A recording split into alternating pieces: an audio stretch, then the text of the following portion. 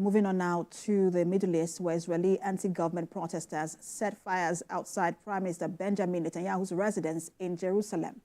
They were chanting demands to dissolve the government, which they say failed to reach a deal to return around 120 hostages held in the Gaza Strip. Angry demonstrators stormed through security barriers on the road, leading to Netanyahu's residence, and set fires around the site. Police deployed water cannons to try to disperse the protesters and force them to retreat from the Prime Minister's residence. Meanwhile, multiple deadly Israeli strikes have been reported in a Nuseirat refugee camp, central Gaza. We have more in this report. United Nations High Commissioner for Human Rights Volker Turk says Israeli airstrikes on Gaza are causing great humanitarian suffering. Local media is reporting that at least 17 Palestinians have been killed in separate strikes on the Nuseirat refugee camp following a night of heavy Israeli bombardments in central Gaza.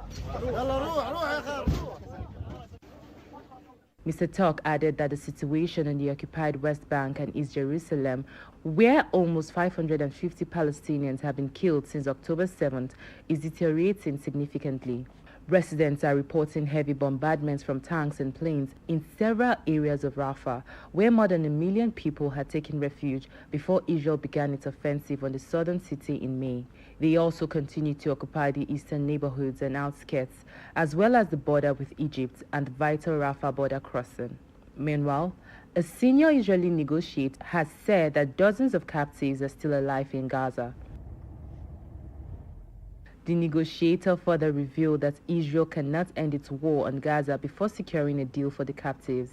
Gaza's government media office has warned of malnutrition as aid dries up in Gaza due to border closures.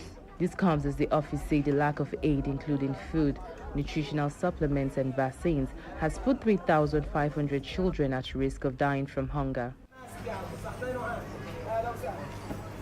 As calls for a ceasefire continue, U.S. envoys in Beirut have called on Hamas to agree to the U.S. ceasefire proposal on the table. U.S. envoy argued that a ceasefire in Gaza could bring an end to the war on Israel's northern front.